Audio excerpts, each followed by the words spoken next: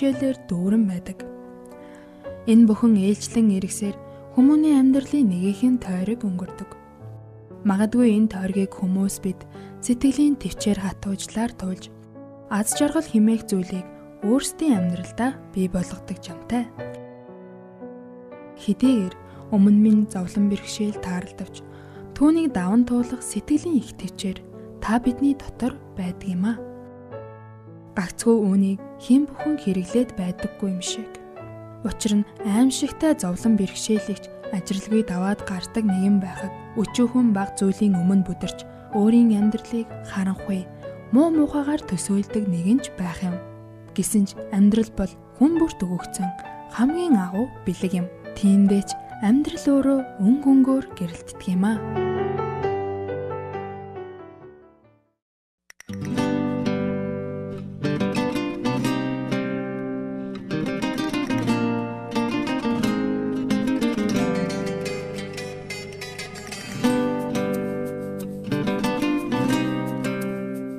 Намайг Загцүрэн гэдгээ. Тэгээд одоогийн байдлаар Солонгост GNL Shipping GNL International гэдэг солонгосын компанид мэргэжлэрээ ажиллаж байгаа тийм залуу байна. Намайг болохоор Мөнхчин гэдэг. Тэгээд би болохоор Солонгос улсад улс төр гадаад харилцаа мэргэжлэр сурж байгаа.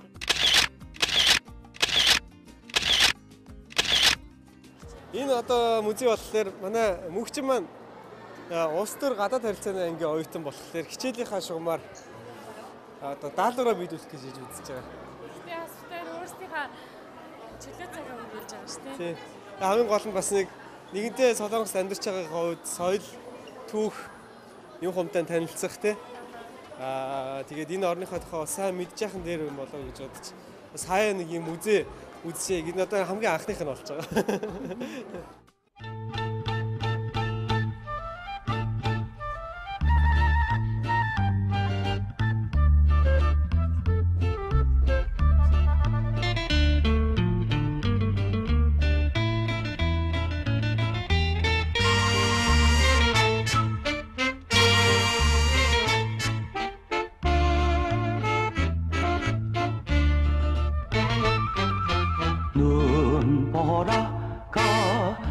날리는 바람찬 흥남포도에 목을 놓아 불러보았다 찾아를 보았다 금수나 어디로 가고 길을 잃고 헤매였다 피는 물을 흘리면서 일사이후 나 홀로 왔다. Бид болохоор өнгөрсөн 8 дугаар сард хоёулаа энэ Speedhead бас оюутан байсан. Сургууль төгсөж амжаагүй. Мөнхчин бас оюутан байсан. Тэгээ хоёулаа хурмаа их нутагтаа очиж хийсэн байгаа. Яагаад тэгэхээр аав ээж нураа бүгд Монголд байдаг тий.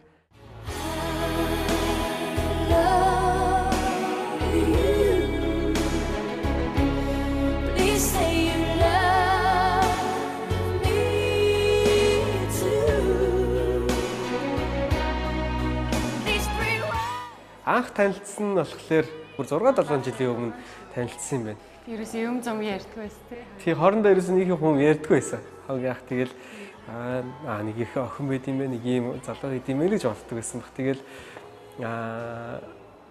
тэгээд мөнхчин бас энд ахлах сургуульд сурдаг байж байгаа төгсөөд тэгээ Монголд 2 жил бас ажил хийж байгаа. Тэгээ буцаж иж их сургуульд орсон. Хийж хахад гинтгэн би энэ мессенжер битнэр чатлж эхэлсэн. Би Солонгос сүмд явдаг гэж хаад Монголд очиод явахаа болцсон байсан. Өсөө сүмд нь явуулах юмсан гэсэн. Үнэхээр тийм сэтгэлээр надад аягүй их зөвлөгөө өгдөг байсан. Тэгэд би ч гэсэн тийм өөр нүдээр хараагүй учраас өөрийнхөө зовлон ч юм уу тий байгаа байдлаа ерөөсөө бодлоовш үнэнгээр нийлдэг байсан. Тэгэл анхандаа зүгээр нэг найзууд шиг юм байдаг байсан байж байгаа л. Тэгээ яваандаа их татансаад тэгээд нэг мэдсэн харин мөнхчин маань буцаад Солонгост ирж дээд сургууль сурах гэж байна гэдгсэн. Тэгсэн жил ерөөсөө доглоод эхэлсэн.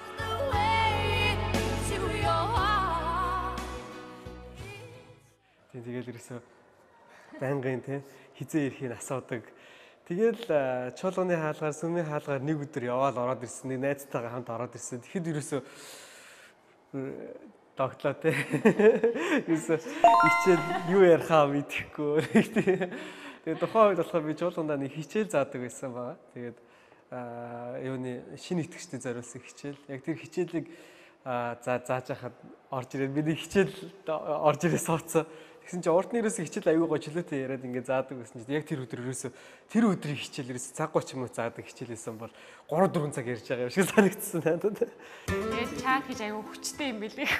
Агаалтах юм их гарын шүү. Тэгэхээр бурхан таартай үнэтэй л сууя гэж бодсон. За би нэх учиргүй яг тийм ийм хүнтэй би гэр бүл олон сон нэдэр гэж нэг бодож байгаагүй юм шиг. Гэхдээ хамгийн гол нь их тийм илэн далангүй нэг нөгөө юм ярьчтэй тийм хаагдмал хүнтэй би хизээс авахгүй гэж боддог байсан. Тэгээд юу гэдгийг гэхээр хичнээн хэрвээ хэцүү байвал хэцүү байгааг хэлцдэг. Хэрвээ жаргалтай байвал жаргалтайгаа хэлцдэг. Тийм үедэл үнэхээр гэрэл хийсэн. Тэгэх юм бол их зүгээр юм байна да. Чи боддог байсан шигээ. Тэгээд тийм яг тэр зан чанар бол үнэхээр байдаг. Тийм. Юу бодож байгаа зүгээр шууд л хэлдэг. Би болохоор яг нэг нөгөө хэлээ л да. Нөхрөө болох хүнийг яг 3 зүйлээр айгүйх тодорхойлъё гэж боддог байсан. Тэгээд үнэхээр бурхан таартай үнэтэй л сууя гэж бодсон. Би яг өөрөө ч юм уу те өөрөө бурханд итгээд үнэхээр насан туршдаа бурханы дагаж явж чадна гэсэн надад итгэл үнэхээр байхгүй. Яагаад гэвэл магадгүй би сэтгэлийн өөрлөлттэй эсвэл үнэхээр тууштай байж чаддгүй надад зан чанар байдаг. Тийм учраас би яг бурханаас нэг л зүйлийг буужсан нь үнэхээр таны насан туршдаа дагаж явхад надад тийм нэгүслээ өгөөч гэж би буужсан. Бурхан таартай хүнд бол би итгэж болно. Ямар ч үед итгэх бол итгэлээ өгж болно. Бурхан таартай хүн гэх юм бол үнэхээр бас намайг хайрлаж чадна. Яг бол дээрээ үнэхээр харгалзагч бурхан байна тийм юм нэгдүгээр тавьчихсан. Хоёрдугаар талаар надад айгүй яг найз юм шиг айгүй сайн ихч байдаг л да.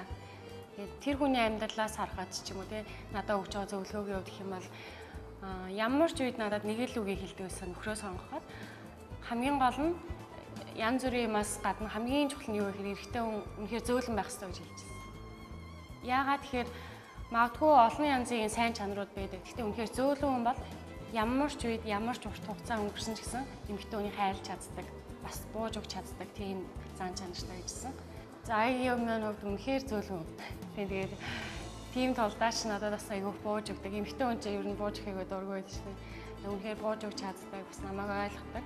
Гуравдугаар гэх бол яг үнэлэхэд мэдлэгтэй хүнтэй сууя гэж бодсон. Яг тэр хүн маань мөн л гэдэг. Бид нэг гэр бүл болоод олон жилийг хамтдаа өнгөрүүлээ гэж бидний итгэлийн амьдрал биднийг илүү нэгтгэж өгдөг.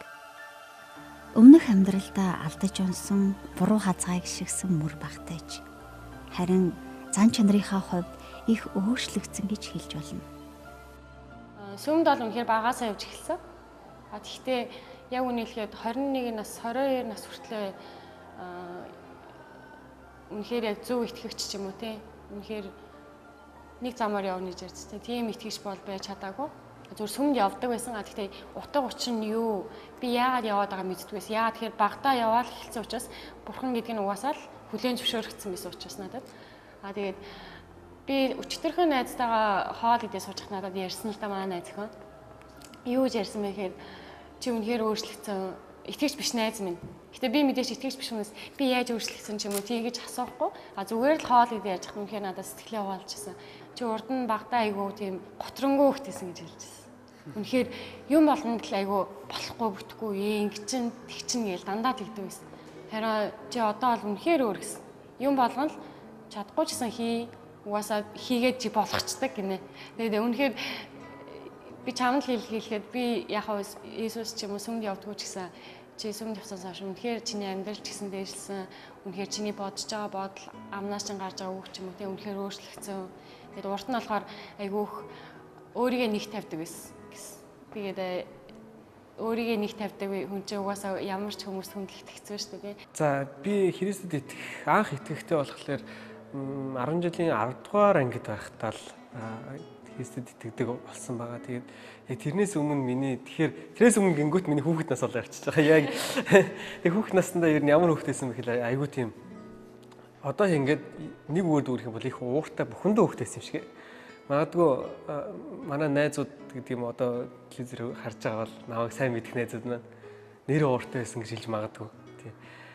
Ер нь л юм болох юм бол их амархан ингээд уураар шидчих гээд тесэрчих гээд идэг тийм хүүхдтэй байсан юм болоо. Тэгээд дараа нь би яг жуулганд явж эхэлснээс хойш, Христ дээр ирснээс хойш яг энэ чанар дээр үнэхээр хөрчлөгдсөн ш надад санагддаг. Аль болох өөрийгөө тайвшруулж одоо ч гэсэн гэхдээ үе ингээ гарч ирчих гээд байдаг нэг хүний өөрийнх нь нэг уул зан чанар гэж байдаг штеп. Гэхдээ эзний үг яг л тэрэн дээр намайг үнэхээр хүмүүжүүлж туулж их хүмүүжүүлсэн юм болов.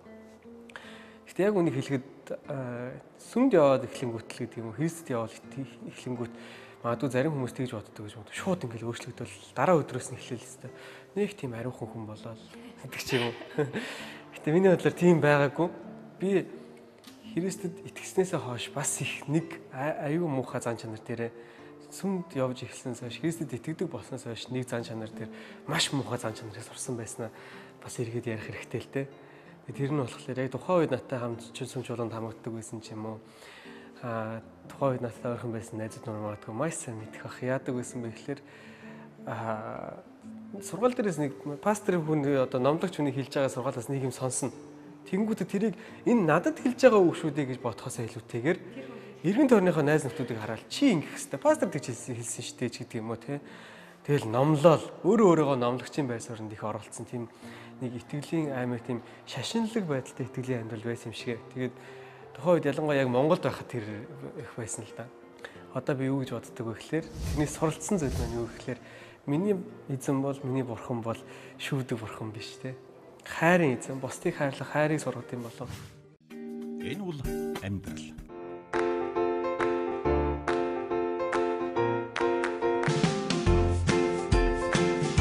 Түүний өмнө бүгд хүчин мөхөс. Өдөр бүр ялалт, ялагдал оршин. Түүнд бүх өнгө оршин байдаг. Хүмүүний амьдрал цөхрлөөр дүүрэн.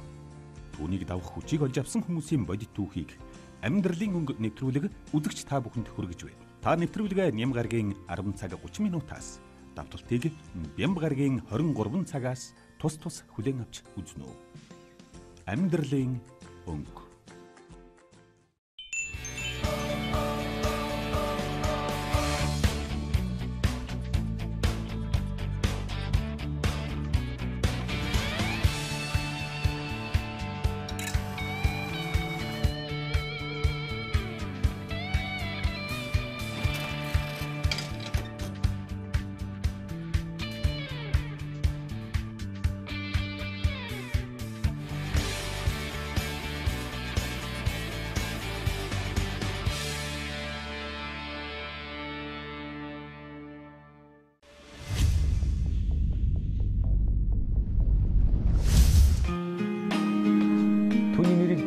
дуудсан болгон аврагдана гэж Библи хэлдэг.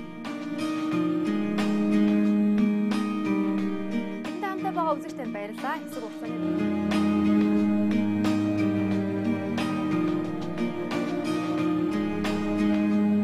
Эзэн Иесус Аавын нэрээр болтугай.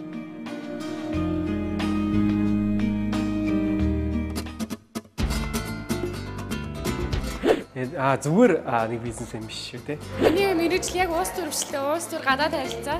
Дэлхийн хэмжээний. Монголыгаа төлөв ер нь их юм хий гэж бодож байгаа.